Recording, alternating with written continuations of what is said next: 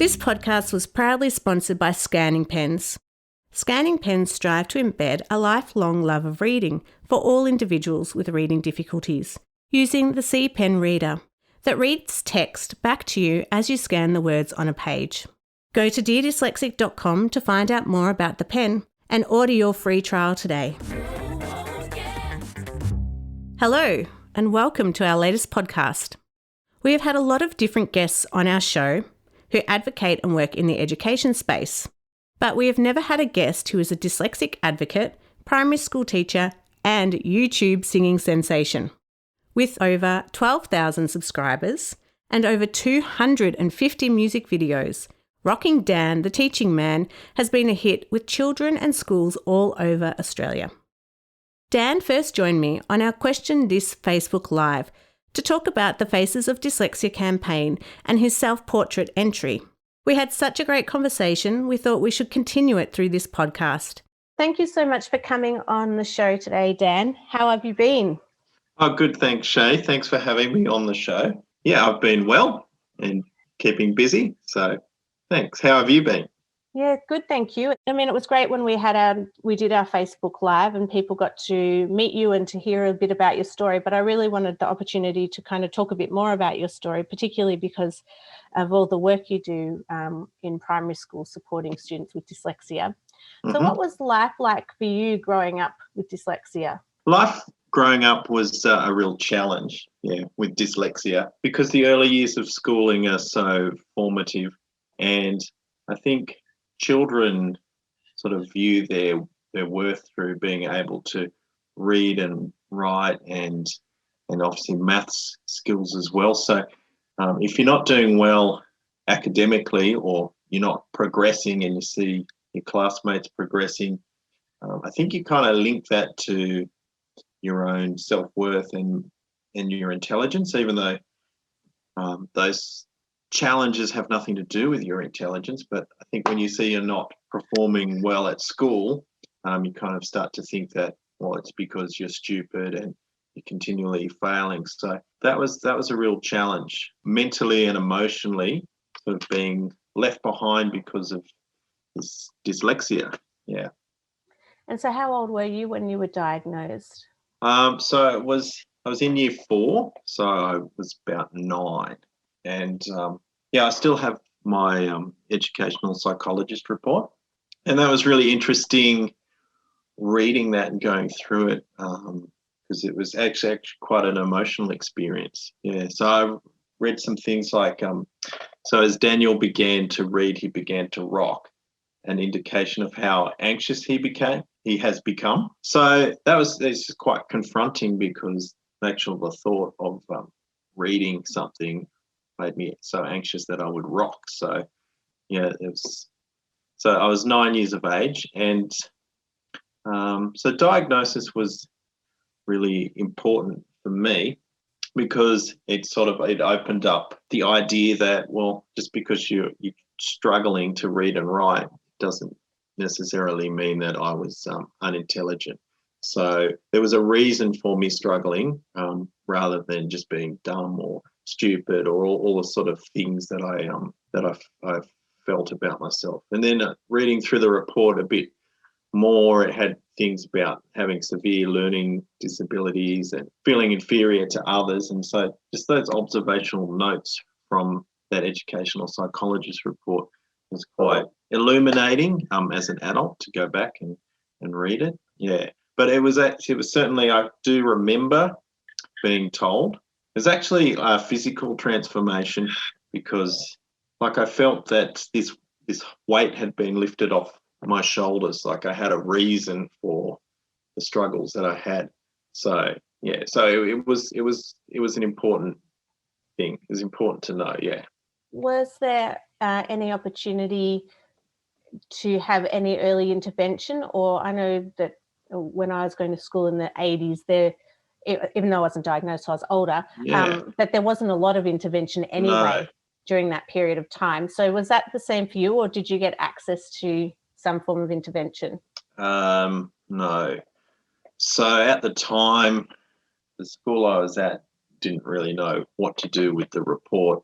And, there'd be comments like, well, every child's different and you can't expect that Daniel's going to go as well as his siblings. He's got other siblings, everyone's different, you're developing at your own pace. And that was sort of the rhetoric, rather than saying, oh, look, there's a problem here and we need to address it. But yeah, there wasn't a lot known. So getting intervention. So my parents tried a lot of things to help, but it wasn't the best evidence-based approach that we know that we could have got. So I got some tutoring, and it wasn't really until I was in year 5 that I went and saw a speech pathologist to start to work on the sounds and the structure of the English language. But by that stage, 10-year-old, you're a long way behind. When I was 9, when I was diagnosed, because dyslexia, means difficulty with words, and it's a language-based problem, a phonological problem, being able to identify individual sounds, that phonemic awareness, and map those sounds to symbols. And so when you've got a problem with that, and then being able to lift the words off the page and decode the words and spell the words and code the words, if you can't do that, you're a long way behind. So any sort of intervention, even at 9 or 10, you're starting behind the 8 ball. So that's why it's so important to get kids as soon as they start school. So the intervention wasn't really the best evidence-based. And did you feel like you were put into, you were kind of put to the side with the other children that were struggling, that might have had an intellectual disability or that had autism, or again, back in the 80s, they weren't always diagnosed as a child as well? Yeah, look, I can't remember that far back. This seems like a long time ago, maybe. I was put into special reading group. Yeah. Even though they didn't know what was wrong. Yeah. I was just slow. But I was put into the special reading groups in primary school. Yeah, no, I was going to say, yeah, so when I was diagnosed, the report said that, so I was in year 4, but I was 2.5 years behind with decoding. So being able to, map sounds to symbols and understand the alphabetic principle, the code of the English language. But I was 2 years above with my vocabulary. So that's a huge difference. There's over 4 years difference between being able to decode and what your actual language comprehension is. So if someone was to read something to me, I'd be able to understand it and answer questions, but the actual laborious part of trying to read was so difficult for me, and then spelling as well. I guess so the way I felt like I was sort of, I had, quite a reasonable, intelligent person, but I was trapped in this brain that just couldn't read or write. And so that was really frustrating.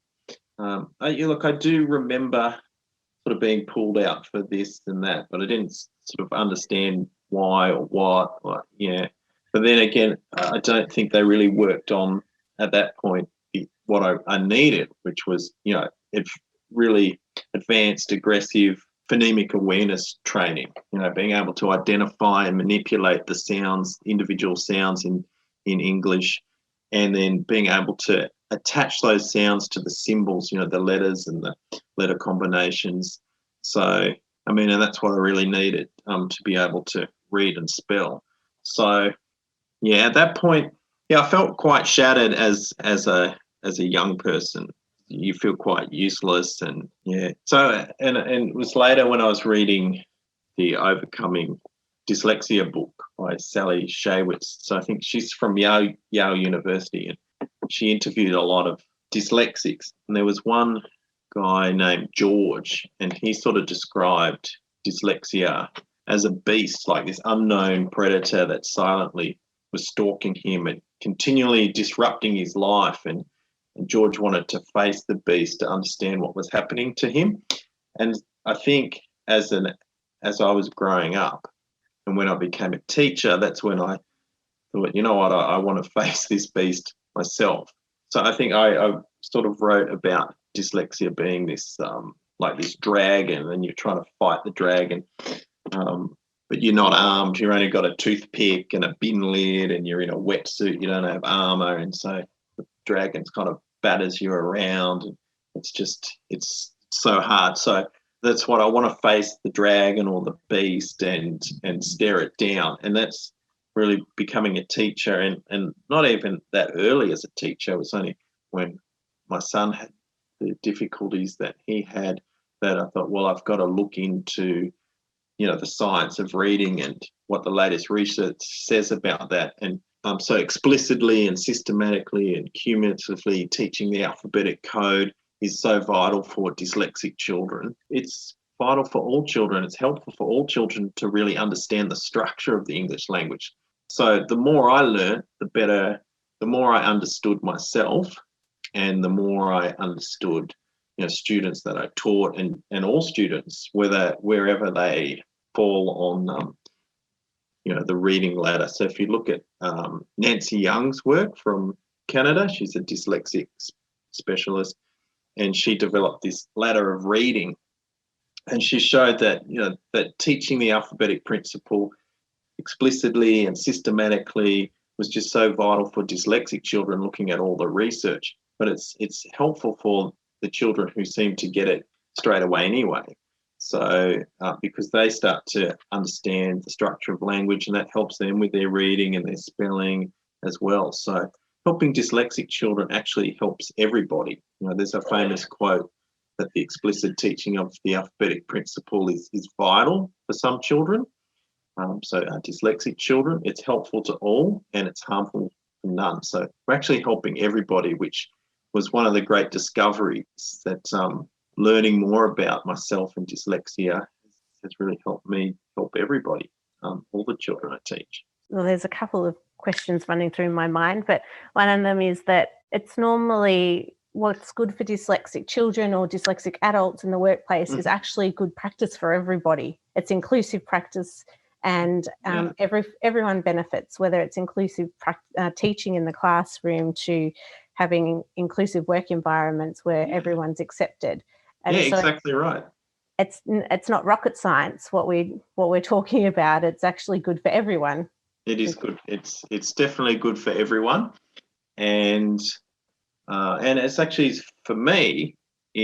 So when I was trying to help my son, I learned so much about myself, but I also learned so much about the English language, and that's been helpful for me as a teacher, because now I've been able to mentor other teachers and teach other teachers more about what the alphabetic principle is, phonemic awareness and mapping sounds to symbols and syllables and syllable division and syllable types. And so that's helped, my colleagues with their teaching. So it's actually, so all the work that I've had to do has helped other teachers as well, and it is helping lots of kids. So that's really satisfying. So what was it like going through secondary school and then higher education?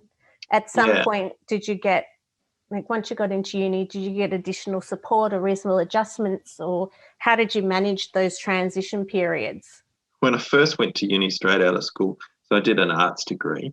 No, I didn't get any additional adjustments or any. It wasn't something I thought I wanted to do, and I don't think I really wanted to acknowledge that I was dyslexic at that point, because high school was it's that point in your life where you just kind of given up, which is sad. But I think I did as much as I thought I could do. I never thought I could ever be a top student. So if I passed, that was good enough for me. My mindset had to shift, and I thought, if for me, I just knew that I could either, be down on myself, or I could acknowledge, yes, it's a challenge, it's a big challenge being dyslexic, but if you want to make your way in the world, you've just got to work so much harder, and it's not easy. And I think there's some statistic that dyslexic children, they're working 5 or 6 times harder than a sort of a neurotypical child, a non-dyslexic child. So that's exhausting. So you're exhausted, you're feeling bad about yourself, But at some point, you've just got to say, well, I've got to do it. A critical point in your life where you swapped to a kind of growth mindset, where you knew that it could go either way. I know that happened for me when I was 27. Yeah. What happened? What happened to me? Oh, do you want me to say first? Yeah, no. Well, either. I don't mind. Well, if you're comfortable, yeah. When I go on public speak, I talk often of I had a complete breakdown and was in and out of hospital, suicidal, and was really sick. And it was the turning point for me was you either go down the path of never recovering, or you don't. And yeah, it's really, there's normally something that happens when I speak to people that there's been a critical moment in their life where they've gone, actually, I need to shift gear. Otherwise, this is not going to end well. Yeah. Well, I'm really sorry to hear your story, but certainly it's inspirational that you've come through that. So that's good. Thank you. It's not uncommon though, and it's really Well, that's a sad thing. I think what we need to do is people do need to feel and think positively, but on the other hand, we need to make sure we're supporting people in order to dyslexics in order with the right sort of teaching and explicit systematic teaching in order to help them. So it's both. If you can get the learning right, then you can help the mental side. So that's sort of our responsibility as teachers and adults to give the right sort of intervention in order to get children learning. So, yeah, for me, was there a critical point?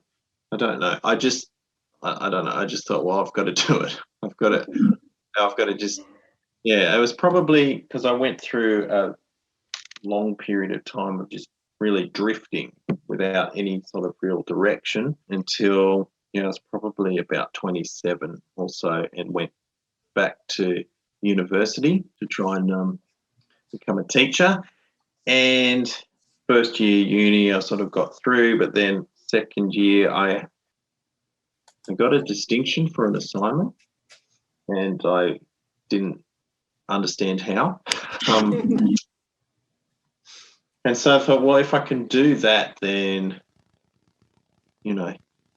anything's possible. So I just worked really, really hard, and then, got towards the end, I did a lot better. And then I think doing the course I did with the Institute of Multisensory Structured Language, the Australian Dyslexia Association, that was actually, I worked so hard on that because I felt this fire and this passion, and going through that course helped me. It helped me understand myself, and it helped me become much better at decoding words and spelling words, and with my writing too. So just once I went through that the MSL course, that really helped me. And now I've got this real passion and this fire that inside me that I really love the English language now, which was something that I don't think I ever thought I would say. Yeah, I do. I love the structure of the English language. I like watching news reports, putting on the television and watching the headlines scroll down along the bottom, and then I just start breaking words into syllables and start thinking about the origin of words and where does that come from. That's about it. Yeah. I feel it's made me a bit obsessed. The driving force behind what we do. Absolutely. Yeah, it is this intensity that you feel, this passion that, hey, I can help kids not go through what I went through. And I read so much now, and something that I never wanted to read a book ever. And now, because there's so much research that's happened over the last 40 years around not just dyslexia, but reading in general and how the brain reads. So there's a lot of books that I've read, like Language at the Speed of Sight. I think that's Mark Seidenberg and Stanislas Dehaene's Reading in the Brain, and some books by David Kilpatrick, and more dyslexia books. This book Reading for Life by Lynn Stone, and just reading all this research. And Macquarie University also, they've got a new reading clinic, and so I think it's Anne Castles, so she's put out a lot of articles and things. So I read a lot about reading, and so that's something I never thought I would have done as a child. And so for me, it's sort of changing the mindset of, look, reading doesn't have to be laborious. It can be something that is joyful. But again, I'm just going to say, we've got to give the kids the skills to be able to do it, to enjoy, the rich literature that's out there. So there's not enough hours in the day. And so no, definitely there aren't enough hours in the day. How did you build your confidence over time? Was it when you went to university the second time and you started seeing that you could really achieve, or did that start sooner, or was it after university that when you wanted to tame the beast or fight the dragon, that you built that confidence? Well, it's a strange thing, probably doing the MSL course, the Multisensory Structured Language course, with the Institute of Multisensory Structured Language, the Australian Dyslexia Association. Was doing that course. It helped in a lot of ways, but it made me confront the past, which I hadn't done before.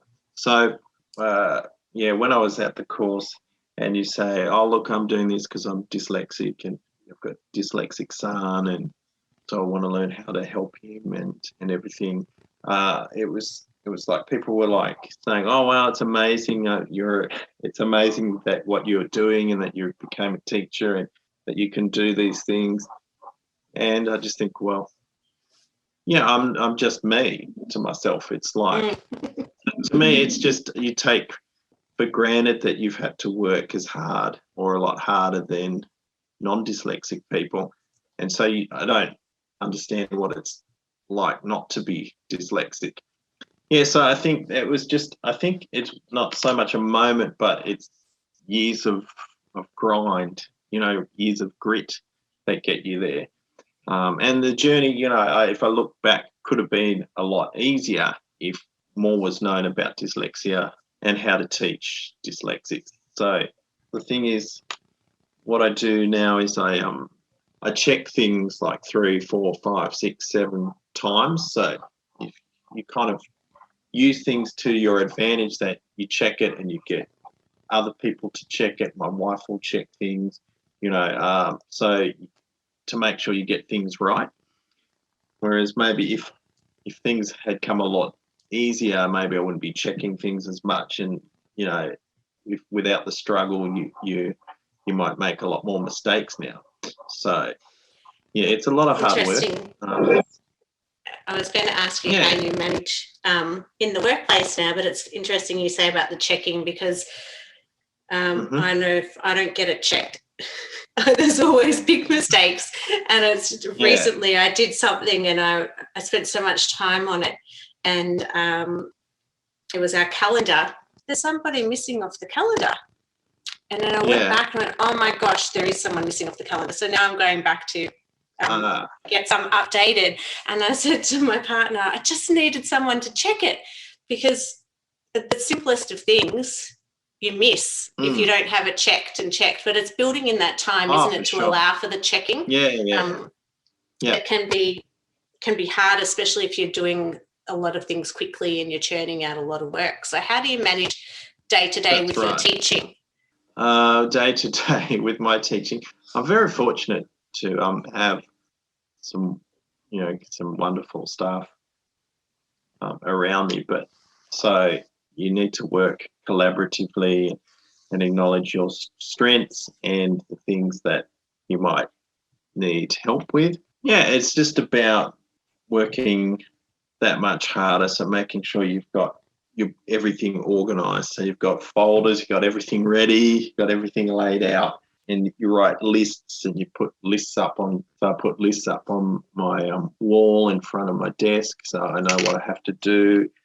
because, that working memory can also be a challenge for dyslexics. So holding on to the more than one idea at a time, that short-term memory can go. So you've got to have lists and everything spread out. And computer can help now, technology, where you've got folders on your Google Drive, so you put things in the right place. So it's a matter of making sure you do it right and staying on top of things.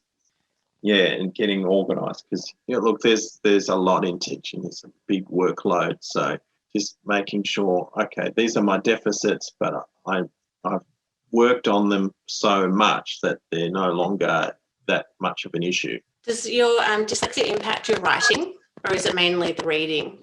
No, well, it'll be mainly writing, because writing is more of a challenge than reading, because it's kind of that sort of apex skill just above reading, being able to put things into words, and spelling can be more challenging than actually reading words. So, but I'll say I'm a good speller now. Like, I've worked very hard. So, and that's sort of proof that so dyslexics need what everybody else needs. They just need more of it, and so that's part of that sort of grit that you've got to roll up your sleeves and work really hard. But also, it's a lot easier to do that if people know how to teach you. And I think that's something that we need to make people aware of. This is how we can teach. And they're just going to need a lot more repetition of the alphabetic code. I did some postgraduate study on music and education.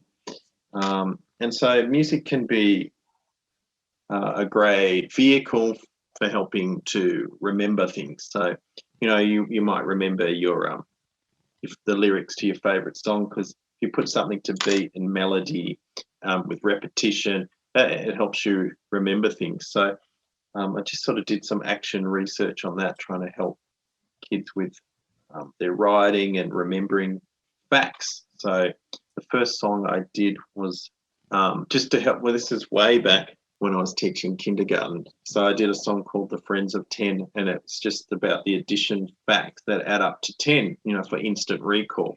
So I just wrote a song, put a bit of melody to the addition facts, about the numbers that add up to 10. And so 10 had a party and all these friends came. So 9 and 1 were having fun, and 8 and 2 knew what to do. So I was just playing that to my kindergarten class, and that was a long time ago. And then so I discovered YouTube, and I thought, well, my kids enjoy this song, so I'll try and record the song. And I ended up finding a program, a very simple program that allowed you to, animate clip art. So I just imported some clip art and then recorded the song The Friends of 10, and then just put it up on YouTube, and the kids would like to watch it. So, I wasn't always singing in the classroom. They'd watch the animation of the numbers coming to 10's party, and they were singing along. And then that sort of just took off a little bit, that song. And then I re-recorded it and reanimated it and tried to make it a bit better. But so then I just started writing educational songs and recording them and putting them on my YouTube channel, which I ended up coming up with a name which ended up being related to dyslexia. So it was called, my YouTube channel is called Rocking Dan Teaching Man, because obviously my name's Dan and I teach. And the rocking part came from that educational psychologist report. So where it said Daniel began to read. Began to rock when he started to read, because I was anxious. So it was like Rocking Dan. So it was a bit of a play on that. There you go. I thought it was because you were a rock star. No, not a rock star. I find it, it's kind of it's a little bit ironic, or maybe it's just that. So I have a YouTube channel about education and maths and literacy and music, and something I don't think I'm a very good musician. I can't really sing well, I was illiterate as a 9-year-old, innumerate, and now I have an educational music channel. So it's gone really well. Just over 8 million views on the channel so far. And so, yeah, so I needed we actually needed to take long service leave because I had so much stored up. So I took a term off last year, and I thought, well, what do I want to do with that term? And since I had quite a few views on YouTube, I just went on to Facebook and said, I'm taking term 3 off this year. If anyone wants me to come to their school to play my songs, I'm, happy to do that, and it'd be free. You don't have to worry about paying anything. And so I got a lot of responses, from all over Australia, actually. So that was really amazing, and people was commenting, oh yeah, are you rocking, Dan? I know your music. I've been playing your music for years in my classroom. Yeah, we'd love you to come. So I went across, ended up going to 3 states, went down to Victoria, got to play some schools in regional Victoria and down to Melbourne. I was in Geelong, and then came back up to New South Wales and did some schools in Sydney and Western Sydney and Newcastle, and up to Queensland, sort of Gold Coast and Brisbane.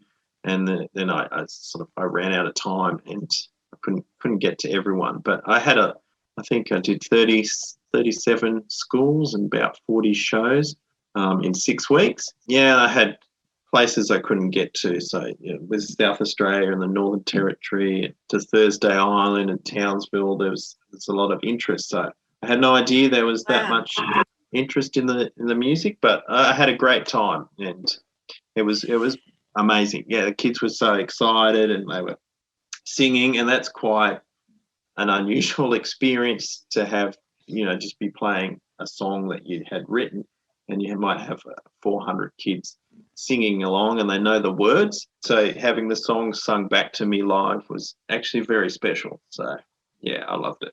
I can imagine, and there's no rest for the dyslexics, is there? No. So, and that was I should have mentioned, my tour charity was the Code Red Dyslexia Association. Code Red Dyslexia Network. So I took them where I went, and I had the big sticker on my guitar and my guitar case. And whenever I got a chance to talk about dyslexia and Code Red, I was able to do that. So that was really good too. So, and I met some wonderful teachers and sort of learnt what they were doing, and seeing a really good shift, understanding of dyslexia, and just understanding of how the brain learns to read. Yeah. Well, there's so many. I think this podcast will resonate with so many different people, from adults that have struggled or have had a similar journey to you, to parents listening to this, and to teachers. Are there some key tips that you'd like to leave for our listeners around what we've talked about tonight, or what you've learnt in your journey? So key tips.